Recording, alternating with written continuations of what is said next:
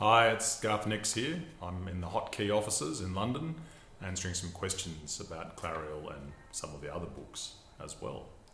And the first question is from Andrew Hall. His Twitter handle's pewterwolf13, and he says, "Oh, any tidbits about the next book? My next book that will be out is actually a collection of short stories called To Hold the Bridge, and the first story in that is a Old Kingdom novelette. It's a long short story called, funnily enough, To Hold the Bridge. The title of the collection comes from that first story. The other stories are collected from various anthologies where they've appeared in over the last 4 or 5 years. They're not Old Kingdom stories though. So that is the next book that will be out, I think, in May next year. It's funny to be talking about the next book when Clariel's only just come out, but of course there is usually another one in the pipeline.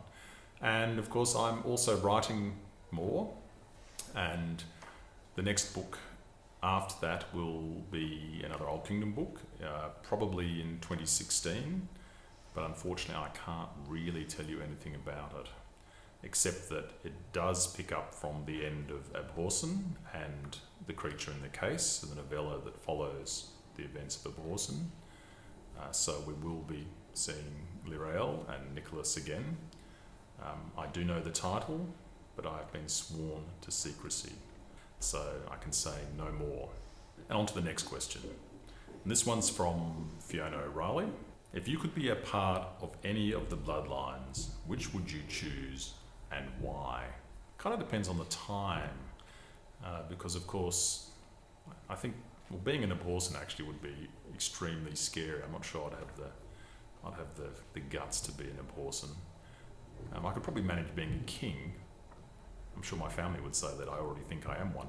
I could probably manage being a king if times weren't too tough. I think Touchstone, for example, has a very difficult job, as does Sabriel.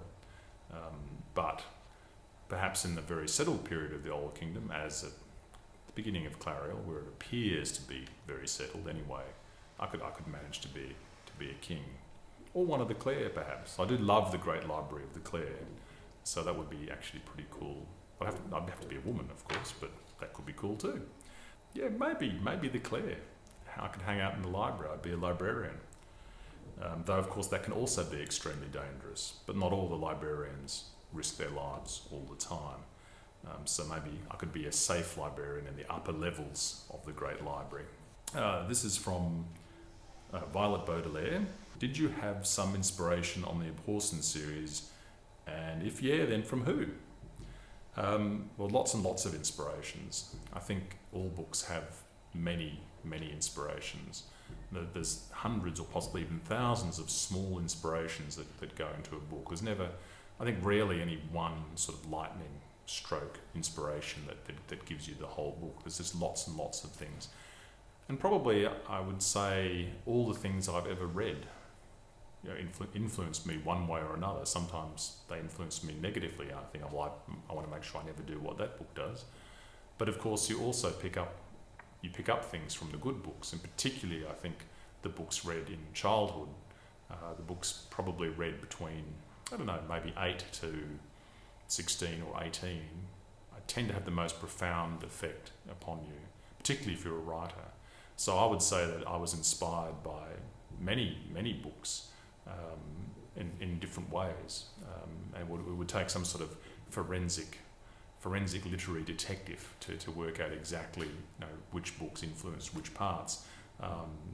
But they would include things like Tolkien, for example, and that may not seem obvious. I mean, I don't write about elves and dwarves and hobbits and so on, or have a Dark Lord on his dark throne.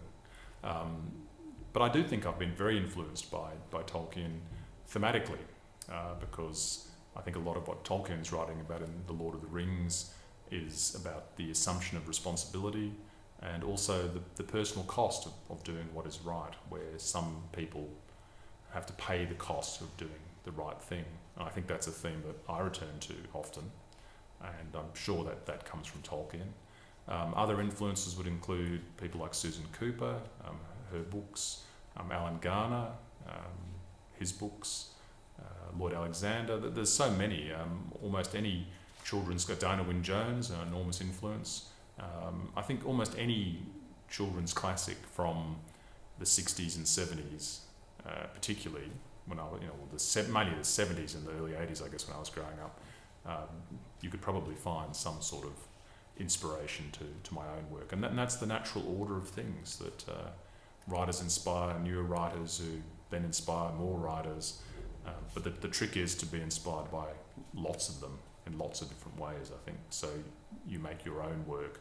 It's not all just drawn from one previous author. In Sabriel, I just wondered why Garth Nix, that's me, wrote an epilogue changing the fate of Sabriel rather than just running the story to its conclusion within the usual chapter format. I think this worked well, but what made him think of doing it this way? That's kind of a technical writing question, I guess, and the short answer to it, I guess, is that I wanted the main story to appear to end in the way that it did, and then the epilogue, as you've correctly said in your question, changes that ending, which is pretty much the whole purpose of an epilogue. An epilogue either picks up things at a later stage and you see what goes on perhaps quite a long time in the future, or it shifts the apparent ending of the story. So it could have just been another chapter, but I think it works better as an epilogue because you think, oh, the book's finished and it's had a particular emotional effect, and then there's a little bit more which then changes both the story and the emotional effect on the reader. I guess in a way it's kind of like those extra scenes you get at the end of a movie, where if you hang around after the credits, sometimes you'll see something which changes your view of the film. Though actually in the case of Sabriel, you wouldn't do that because you need the ending that's in the epilogue as part of the main story. And another question, this one is from Kirsty. I already asked my question rereading order when there's a prequel on Twitter. He answered, oh, that's good. So I've already answered this on Twitter. Relating to a reread, but where would he advise new readers to start, Clariel or Sabriel? I think you can start either with Clariel or Sabriel. It doesn't matter. I think you could probably even start with Clariel, but you couldn't start with Abhorsen because it really is the second half of Clariel.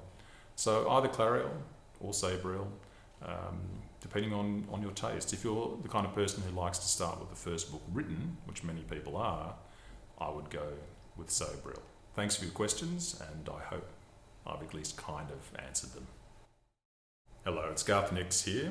I'm going to read a little piece from Clariel, the new Old Kingdom book from Hotkey Books.